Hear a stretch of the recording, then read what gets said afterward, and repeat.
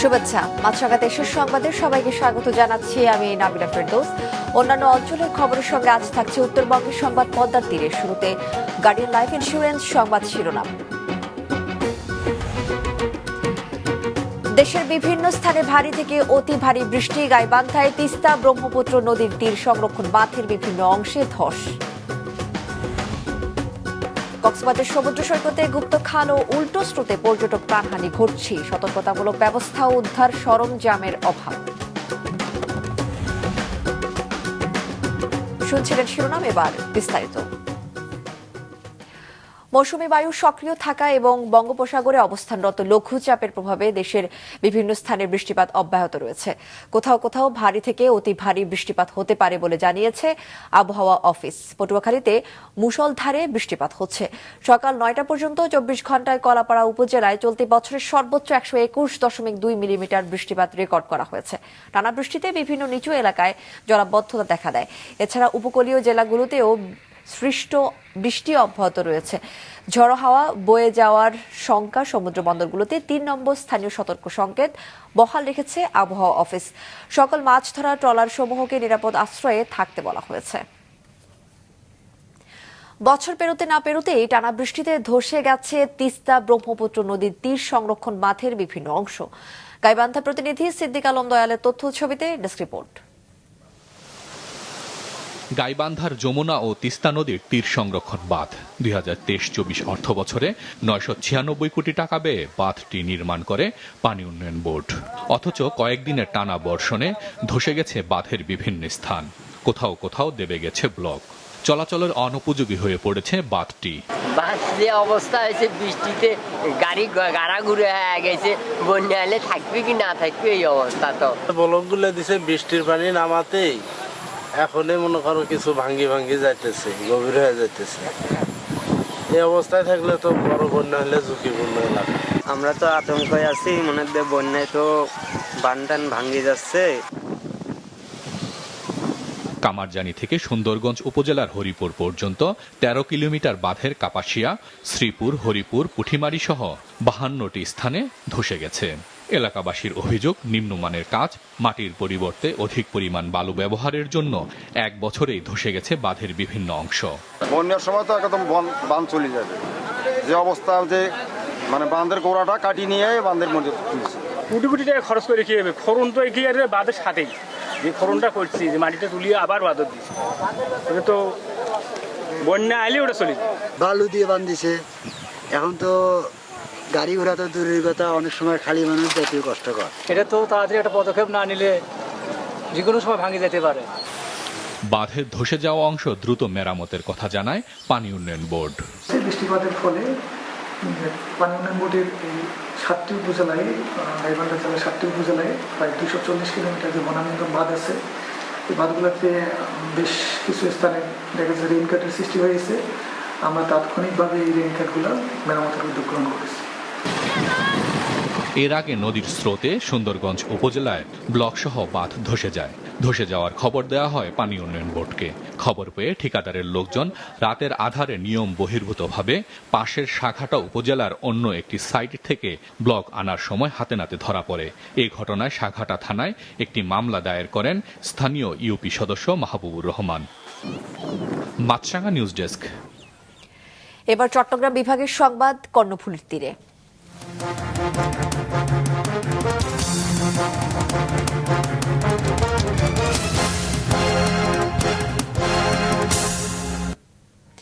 কক্সবাজার সমুদ্র সৈকতে গুপ্ত খাল ও উল্টো স্রোতে প্রতি বছরে ভেসে গিয়ে দুর্ঘটনার কবলে পড়ছেন অনেক পর্যটক। পর্যাপ্ত সতর্কতামূলক ব্যবস্থা না থাকায় ঝুঁকি এড়াতে পারছেন না বলে অভিযোগ তাদের। নেই উদ্ধার তৎপরতার প্রয়োজনীয় সরঞ্জামও। কক্সবাজার প্রতিনিধি সুনীল বড়ুয়ার রিপোর্ট।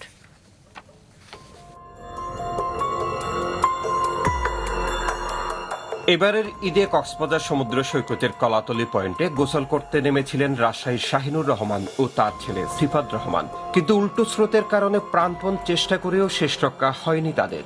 একইভাবে প্রাণ হারান আরও 4 জন। প্রতি বছর এমন দুর্ঘটনা ঘটলেও এ নিয়ে সরকারি কোনো তথ্য পাওয়া যায়নি। তবে সৈকতের দায়িত্বরত বেসরকারি সংস্থা সি সেফ লাইফগার্ডের তথ্য মতে গেল এক দশকে লাবণী, সুগন্ধা, কলাতলী ও সিগাল পয়েন্টে গুপ্তখাল ও স্রোতের কবলে পড়ে 60 জনের মৃত্যু হয়েছে। জীবিত উদ্ধার করা হয়েছে 773 জনকে। মূলত জুন থেকে আগস্টের মধ্যে ঢেউর প্রবল স্রোতের তোড়ে সৈকতের বিভিন্ন পয়েন্টে সৃষ্টি হয় গুপ্তখাল বা টানেল। অসাবধানতায় ওই স্থানগুলোতে পা পড়লে নিয়ন্ত্রণ হারিয়ে ফেলেন অনেক পর্যটক। যদি কেউ এই রিপ কারেন্টে আটকে যায় তাইলে কুলে ফিরে আসার জন্য সাঁতার কাটা চেষ্টা করা যাবে না। এর পরিবর্তে মূলত তাকে শান্ত থাকতে হবে এবং তাকে ভেসে থাকতে হবে। পর্যটকদের অভিযোগ, সৈকতের ঝুঁকিপূর্ণ স্থানগুলোতে নেই বাড়তি সতর্কতা, যে কারণে ঘটছে এমন দুর্ঘটনা। এমনকি দুর্ঘটনায় পড়লে উদ্ধারেও নেই পর্যাপ্ত সরঞ্জাম। যে পর্যাপ্ত পরিমাণ যে সরঞ্জাম, আধুনিক সরঞ্জামগুলো দরকার, এটা এখানে আসলে নাই। বাচ্চা বা বড় মানুষ যদি সমুদ্রের মাঝখানে চলে যায়, এখানে উদ্ধারের ক্ষেত্রে তেমন কোনো কিছু নাই। সরেজমিনে দেখা গেছে কক্সবাজার থেকে টেকনাফ পর্যন্ত 120 কিলোমিটার সৈকতের মাত্র 5 কিলোমিটার জায়গায় কিছু সংখ্যক লাইফগার্ড দায়িত্ব পালন করলেও বাকি 115 কিলোমিটারেই অরক্ষিত। এমনকি জনবলের পাশাপাশি আধুনিক সরঞ্জাম, মেডিকেল সাব সেন্টার সহ নানা সংকটে ব্যাহত হচ্ছে কার্যক্রম, বলেন সিসেফ এর এই কর্মকর্তা।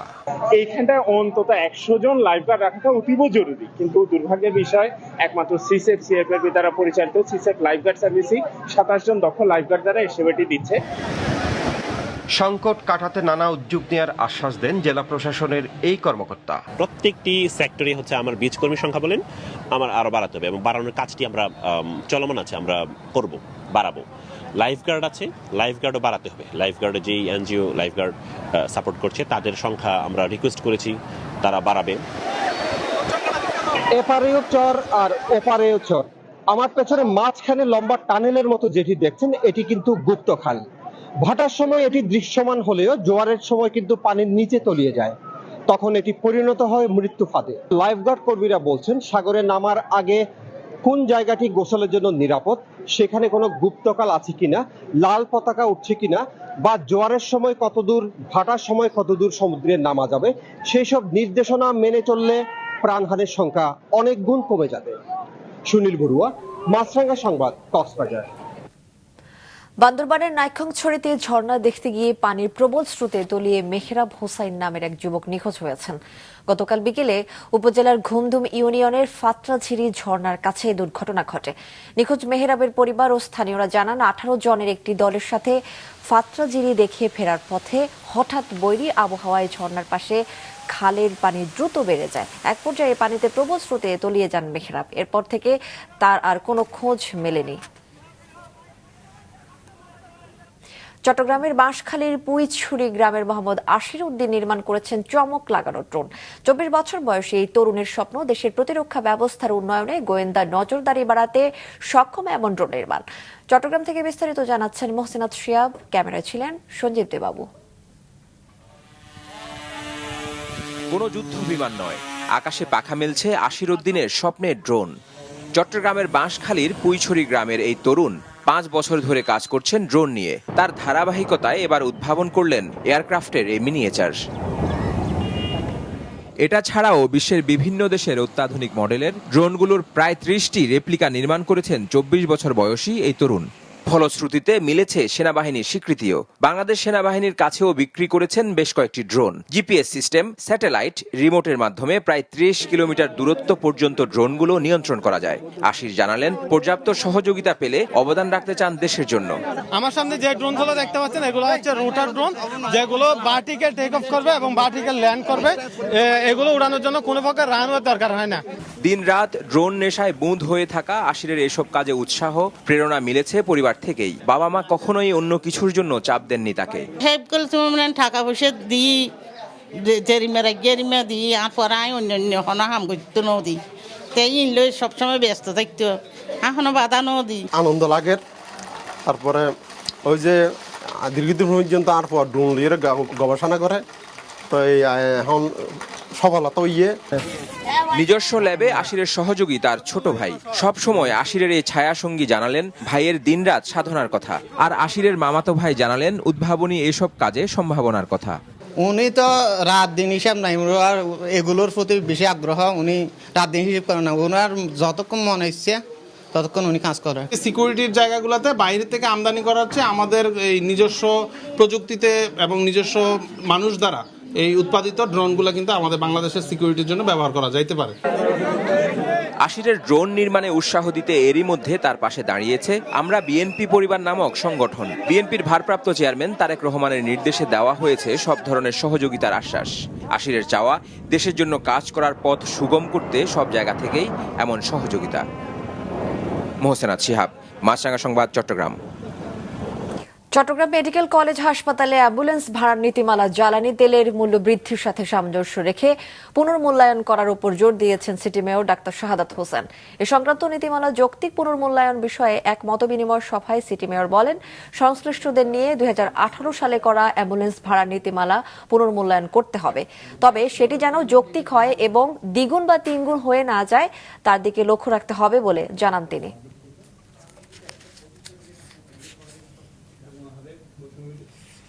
পোশাক খাতের উন্নয়ন ও আন্তর্জাতিক চ্যালেঞ্জ মোকাবেলায় কাজ করার অঙ্গীকার করেছেন তৈরি পোশাক খাতের সর্ববৃহৎ সংগঠন বিজিএমইএ এর নতুন নেতৃত্ব। গতরাতে চট্টগ্রামে বিজিএমইএ ভবনে মাহবুব আলী হলে চট্টগ্রাম বিজিএমইএ এর নবনির্বাচিতদের নিকট দায়িত্ব হস্তান্তর ও গ্রহণ অনুষ্ঠানে এ অঙ্গীকার করেন তারা। এ সময় নেতৃবৃন্দ আরও বলেন, ছোট উদ্যোক্তাদের সহায়তা, গ্যাস বিদ্যুতের সমস্যা সমাধান এবং পোশাক খাতের জন্য আলাদা মন্ত্রণালয় গঠনের উদ্যোগে কাজ করবে বিজিএমইএ। পরে নতুন কমিটির কাছে দায়িত্বভার তুলে দেয় বিগত কমিটি। অনুষ্ঠানে বক্তব্য রাখেন বিজিএমইএর সভাপতি মাহমুদ হাসান খান, প্রথম সহসভাপতি সেলিম রহমান সহ সংগঠনের সিনিয়র নেতারা। খাগড়াছড়িতে রামগড় লেক পরিষ্কার করেছেন উপজেলা ও পৌর বিএনপি ও এর অঙ্গ সংগঠনের নেতাকর্মীরা। সকালে পৌর বিএনপির সভাপতি জসিমউদ্দিন ও উপজেলা বিএনপির সাধারণ সম্পাদক সাফায়েত মোর্শেদ ভূঁইয়ার নেতৃত্বে দলটির নেতাকর্মীরা ইংরেজি ডব্লিউ আকৃতির কৃত্রিম লেকটি পরিষ্কার করা হয়। গেল 17 বছর ধরে লেকটি পরিষ্কার না করায় কচুরিপানায় ভরে থাকায় মশার উপদ্রব ছিল প্রকট। এরই মধ্যে দেশের 58 জেলায় ডেঙ্গু রোগ ছড়িয়েছে। বরিশাল বিভাগের রেড জোন বরগুনায় 24 ঘন্টায় শনাক্ত হয়েছে 63 জন ডেঙ্গু রোগী। জেলার সদর হাসপাতালে মেঝেতেও চিকিৎসা নিচ্ছেন রোগীরা। সেবা দিতে হিমশিম খাচ্ছেন ডাক্তার ও নার্সরা। বরগুনা জেলার পার্শ্ববর্তী হওয়ায় পটুয়াখালীতে ডেঙ্গুতে সবচেয়ে বেশি আক্রান্ত হচ্ছেন মির্জাগঞ্জ উপজেলার মানুষ। কুমিল্লার দাউদকান্দি পৌর সদরের 2টি ওয়ার্ডকে ডেঙ্গুর ঝুঁকিপূর্ণ এলাকা ঘোষণা করেছে পৌর প্রশাসন। এদিকে চট্টগ্রামে নতুন করে 14 জনের ডেঙ্গু শনাক্ত হয়েছে। গেল 24 ঘন্টায় চাঁপাইনবাবগঞ্জে 250 শয্যা বিশিষ্ট জেলা হাসপাতালে 12 জন ভর্তি হয়েছেন। হটস্পট বরগুনায় ডেঙ্গু সংক্রমণের প্রকৃত কারণ অনুসন্ধানে মাঠে নেমেছে আইইডিসিআর। প্রাথমিক অনুসন্ধানে সংক্রমণ এড়াতে হাসপাতালের দর্শনার্থীদের সমাগম কমানোর পরামর্শ দিয়েছেন সংশ্লিষ্টরা। বরগুনা প্রতিনিধি মুশফিক আরিফের তথ্য ছবিতে ডেস্ক রিপোর্ট। বরগুনা জেলা সদর হাসপাতালের মূল ভবনের 6 তলায় ডেঙ্গু ওয়ার্ডে বেড তো দূরের কথা, মেঝেতেও এখন স্থান সংকুলান হচ্ছে না রোগীদের। অন্যান্য জেলার চেয়ে বরগুনায় ডেঙ্গুর এমন ভয়ানক বিস্তারের কারণ অনুসন্ধানে এরই মধ্যে উদ্যোগ নিয়েছে আইইডিসিআর। গেল সোমবার ঢাকা থেকে এর 7 সদস্যের একটি দল গেছে বরগুনায়। গতকাল সকাল থেকে আনুষ্ঠানিকভাবে 3 ভাগে ভাগ হয়ে অনুসন্ধান প্রক্রিয়া শুরু করেছে দলটি। এখানে টোটাল 7 জনের টিম মেম্বার এসেছি। আমরা এখানে আউটব্রেক ইনভেস্টিগেশনের সাথে সাথে কারণ খোঁজার সাথে সাথে আমরা একটা সার্ভেও পরিচালনা করব। সেই হিসেবে আমাদের একটা টিম আমরা হসপিটালে কাজ করছি, আরও 2টো টিম আমাদের ফিল্ড লেভেলে এখন কাজ করছে।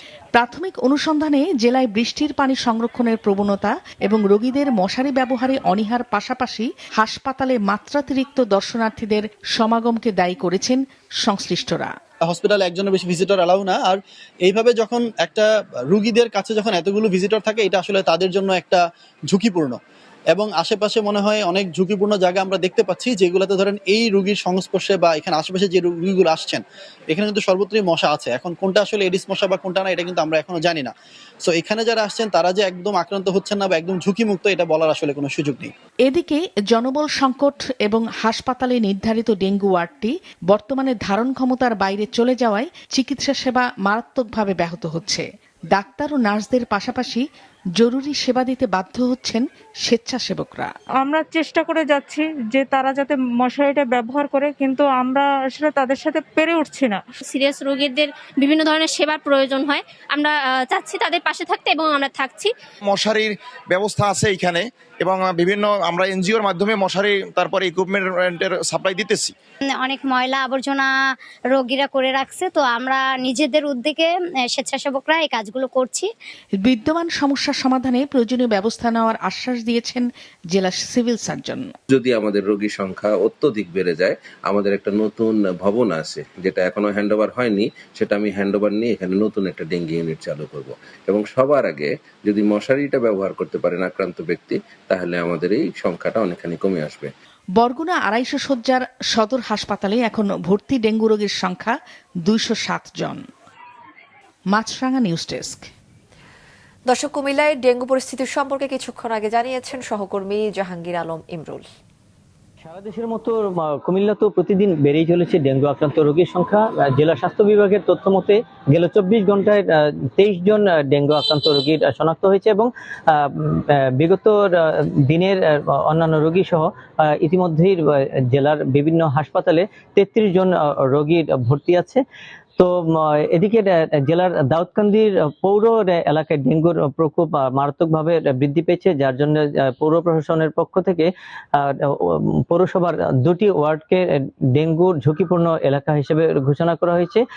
উপজেলা স্বাস্থ্য বিভাগের তথ্যর মতে আজকেও সেখানে ভর্তি রয়েছে 9 জন রোগী এবং এছাড়াও বিগত দিনে 28 জন ডেঙ্গু আক্রান্ত রোগীকে ঢাকায় উন্নত চিকিৎসার জন্য পাঠানো হলে সেখানে 4 জনের মৃত্যু হয়, যার ফলশ্রুতিতে উপজেলার প্রশাসন এবং উপজেলা পৌর প্রশাসনের পক্ষ থেকে আজকে কিন্তু দাউদকান্দি পৌর এলাকার 2টি ওয়ার্ডকে ডেঙ্গুর ঝুঁকিপূর্ণ হিসেবে ঘোষণা করা হয়েছে।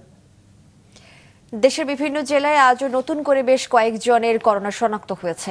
চট্টগ্রাম সিভিল সার্জনের দেওয়া সবশেষ প্রতিবেদন অনুযায়ী নতুন করে জেলায় 180 জনের নমুনা পরীক্ষা করে 10 জনের করোনা শনাক্ত হয়েছে। তারা সবাই মহানগরীর বিভিন্ন এলাকার বাসিন্দা। কুমিল্লায় নতুন করে কেউ আক্রান্ত না হলেও চলতি মাসে এ পর্যন্ত জেলায় 25 জন রোগীর নমুনা সংগ্রহ করে 4 জনের দেহে করোনা পজিটিভ দেখা দিয়েছে।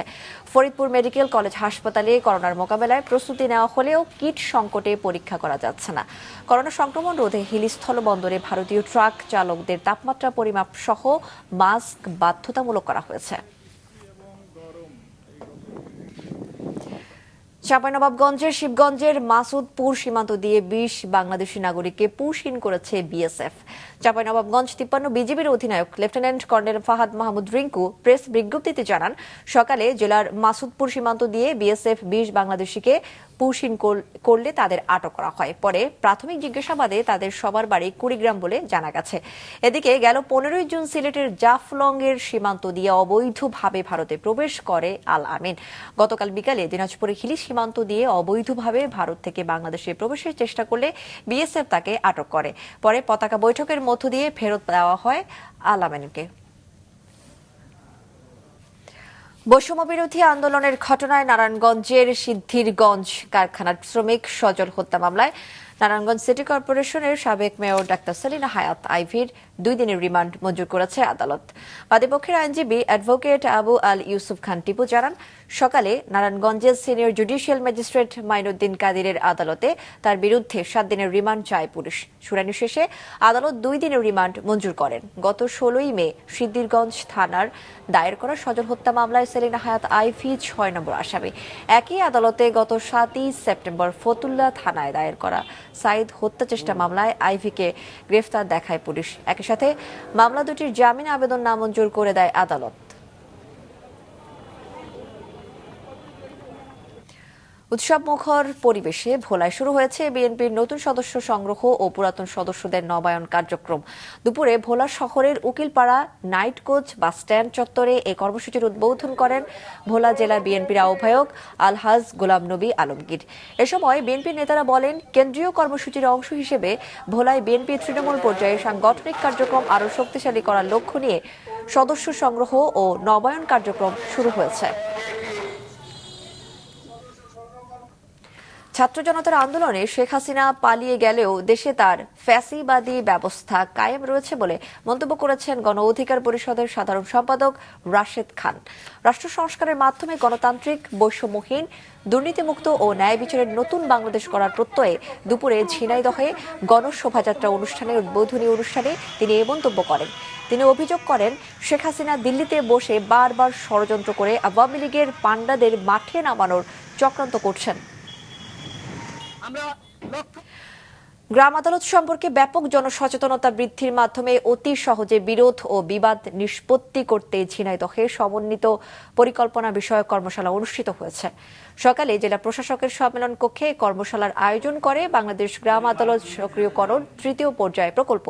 এতে গ্রাম আদালতের কার্যক্রমকে তৃণমূল পর্যায়ে আরও গতিশীল করতে ইউনিয়ন পরিষদের সদস্যদের প্রশিক্ষণ, প্রচার কার্যক্রম জোরদার ও জনগণের মধ্যে আস্থা সৃষ্টির উপর গুরুত্বারোপ করা হয়। নারায়ণগঞ্জে অনুমোদনহীন শিশু খাদ্য উৎপাদনের কারখানা, ফরিদপুরের নকল সিগারেট ও নিষিদ্ধ পলিথিন রাখা এবং দিনাজপুরের মেয়াদ উত্তীর্ণ ওষুধ বিক্রির দায়ে বিভিন্ন প্রতিষ্ঠান ও ব্যক্তিকে জরিমানা করেছে ভ্রাম্যমাণ আদালত। নারায়ণগঞ্জের ফতুল্লায় অনুমোদিত শিশু খাদ্য উৎপাদনের দায়ে একটি প্রতিষ্ঠানকে 1 লাখ টাকা জরিমানা করেছে ভ্রাম্যমাণ আদালত। এ সময় বিপুল পরিমাণ ভেজাল শিশু খাদ্য জব্দ করা হয়। ফরিদপুরের নগরকান্দায় অভিযান চালিয়ে নকল সিগারেট ও নিষিদ্ধ পলিথিন জব্দ করেছে ভ্রাম্যমাণ আদালত। এসব রাখার দায়ে রাকিব স্টোরের মালিক শরীফুদ্দিনকে 20,000 টাকা জরিমানা করা হয়। সেই সাথে জব্দ নকল সিগারেট ও পলিথিন ব্যাগ পুড়িয়ে ধ্বংস করা হয়। এদিকে দিনাজপুরের বিরামপুরে মেয়াদ উত্তীর্ণ ওষুধ ফিজিশিয়ান স্যাম্পলের ওষুধ রাখা ও বিক্রির দায়ে 3টি ফার্মেসিকে 15,000 টাকা জরিমানা করেছে ভ্রাম্যমাণ আদালত। গোপালগঞ্জের কোটালীপাড়া উপজেলার বিভিন্ন খাল ও বিল থেকে 234টি অবৈধ চায়না দুয়ারি জাল জব্দ করেছে মৎস্য বিভাগ ও প্রশাসন। গতকাল উপজেলার আমতলী, হিরণ, রাধাগঞ্জ ও কান্দি ইউনিয়নের বিভিন্ন খাল ও বিলে অভিযান চালানো হয়। ভারপ্রাপ্ত উপজেলা নির্বাহী কর্মকর্তা মোহাম্মদ মাসুদ বিল্লাহ জানান, অভিযান পরিচালনা করে আমতলী ইউনিয়ন থেকে 50টি, হিরণ থেকে 68টি, রাধাগঞ্জ থেকে 54 এবং কান্দি থেকে 62টি জাল জব্দ করা হয়। বিকেলে উপজেলা পরিষদ চত্বরে জালগুলো পুড়িয়ে ফেলা হয়। দেশীয় মাছ রক্ষায় এ ধরনের অভিযান অব্যাহত থাকবে বলে জানান তিনি। দেশীয় ফলের স্বাদে উৎসবে মাতি সবার সাথে প্রতিবাদে পটুয়াখালীর কলাপাড়ায় অনুষ্ঠিত হয়েছে ফল উৎসব। গত সন্ধ্যায় পৌর শহরের অডিটোরিয়ামে স্বেচ্ছাসেবী সংগঠন আমরা কলাপাড়াবাসীর আয়োজনে উৎসব অনুষ্ঠিত হয়। উৎসবে অতিথিদের মাঝে আম, জাম সহ বিভিন্ন ফল পরিবেশন করা হয়। এর আগে ফল উৎসব উপলক্ষে আলোচনা সভা অনুষ্ঠিত হয়। এ সময় বক্তারা প্রয়োজনীয় ভিটামিনের চাহিদা মেটাতে সবাইকে ফল খাওয়ার আহ্বান জানান। এছাড়া সকল সরকারি অফিসে ছাদের বাগান করার ঘোষণা দেওয়া হয়। মাছরাঙা দেশের সংবাদ শেষ করার আগে গার্ডিয়ান লাইফ ইন্স্যুরেন্স সংবাদ শিরোনামগুলো আরও একবার। দেশের বিভিন্ন স্থানে ভারী থেকে অতি ভারী বৃষ্টি, গাইবান্ধায় তিস্তা ব্রহ্মপুত্র নদীর তীর সংরক্ষণ বাঁধের বিভিন্ন অংশের ধস। কক্সবাজার সমুদ্র সৈকতে গুপ্ত খাল ও উল্টো স্রোতে পর্যটক প্রাণহানি ঘটছে, সতর্কতামূলক ব্যবস্থা ও উদ্ধার সরঞ্জামের অভাব। ডেঙ্গু ছড়িয়েছে 58 জেলায়, হটস্পট বরগুনার সংক্রমণের কারণ অনুসন্ধান করছে কর্তৃপক্ষ, হাসপাতালে ভিড় কমানোর পরামর্শ। এছাড়া এখনকার মতো ফেসবুকে আপডেট পেতে ভিজিট করুন মাছরাঙা টেলিভিশনের পেজে, ইউটিউব চ্যানেলেও দেখতে পারেন আমাদের সংবাদ প্রতিবেদন ও অনুষ্ঠান। আমাদের পরবর্তী সংবাদ সন্ধ্যা 7টায় দেখার আমন্ত্রণ রইল।